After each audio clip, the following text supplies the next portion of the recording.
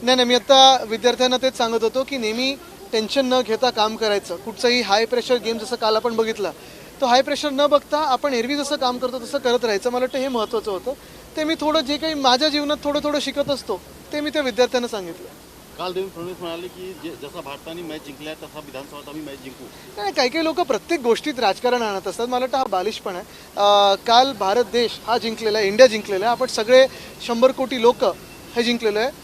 आणि मला खास करून बरं वाटलं जेव्हा राहुल द्रविड यांना आपण पाहिलं इमोशन दाखवताना. कारण बॉल म्हणून जे नेहमी पॉप्युलर झालेत, आम्ही मोठे झालो त्यांना बघत, म्हणजे ती सगळी टीम बघत. खरोखर मनाला बरं वाटलं जेव्हा त्यांनी त्या वर्ल्ड कपला हात लावला, वर्ल्ड कप उचलला. एक आनंदाचा क्षण होता. परत रोहित शर्मा यांच्यासाठी आनंदाचं आहे. सूर्यकुमारने खूप उत्तम कॅच घेतला. हार्दिकची चांगली बॉलिंग झाली.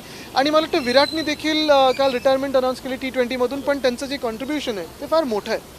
आणि कालची जी टीम आहे त्यांना सगळ्यांना आनंदात बघून आपल्या देशाला आनंद झाला. सगळ्यांचं अभिनंदन करतो मी. आजचा दिवस फार महत्त्वाचा आहे. आजचा दिवस फार महत्त्वाचा आहे. आज 30 जून आहे.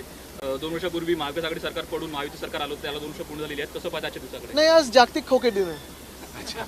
आदित्यजी, आशिष शेलार यांनी एक आरोप केला आहे की खरं तर उद्धव ठाकरेंकडून जे आहे तर मतदान जे निवडणूक अधिकारी त्यांच्यावर प्रेशर आहे, दबाव टाकला जात आहे, त्यांना धमकवलं. बघा, मी हे नेहमी सांगितलेलं आहे, ज्यांना सायकोलॉजिकल मदतची गरज आहे त्यांना मी उत्तर देत नाही. पक्षात त्यांना भाव दिला जात नाही आहे. इतरांवर राग असं जास्ती लक्ष देऊ नका, महत्त्व देऊ नका. त्यांना मदतीची गरज आहे. मला त्यांच्याबद्दल खूप मनात प्रेमही आहे आणि थोडं वाईटही वाटतं. वरळी मतदारसंघामध्ये आज आपण वरळी मतदारसंघामध्ये आज आला होता. काय नक्की मतदारांशी संवाद साधला? अरे, माझ्या मतदारसंघात फिरतच असतो, त्याच्यात वेगळं काहीच नाही आहे. काय आज तुम्ही आभार मानण्यासाठी त्यांचा? नाही, आम्ही अर्थात अरविंद सावंत साहेब जिंकून आल्यानंतर आम्ही आमच्या मतदारसंघात म्हणजे वरळी असेल, इतर दक्षिण मुंबई, आम्ही मतदारांचे आणि सगळ्याच मतदारसंघात आभार मानत आहोत. आणि ते आम्ही सगळ्या महाराष्ट्रात आता करू तो दौरा. मुख्यमंत्र्यांनी आज फेसबुक पोस्ट केलेली आहे. त्यांचं म्हणणं आहे की 2 वर्षापूर्वी घेतलेला निर्णय हा आमचा योग्यच होता. ते 3 मधून नक्की मुख्यमंत्री कोण? आणि एक घटनाबाह्य मुख्यमंत्री 2 हाफ DCM मधून.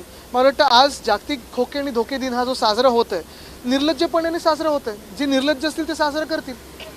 जे घाबरट आहेत, जे डरपोक आहेत, जे पक्षचोर आहेत, बापचोर आहेत, दुसऱ्यांचे वडील ज्यांना लागतात स्वतःच्या होर्डिंगवर, हे असे लोक आहेत.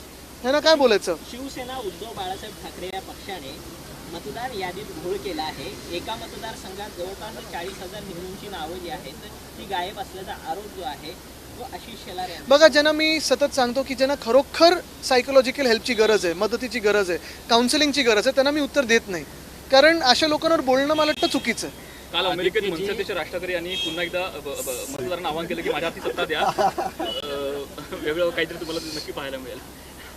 महाराष्ट्रातील ताज्या बातम्यांसाठी बघत रहा टाइम्स टुडे 18 सोबतच शेअर करा, सबस्क्राईब करा आणि बेल आयकॉन प्रेस करा.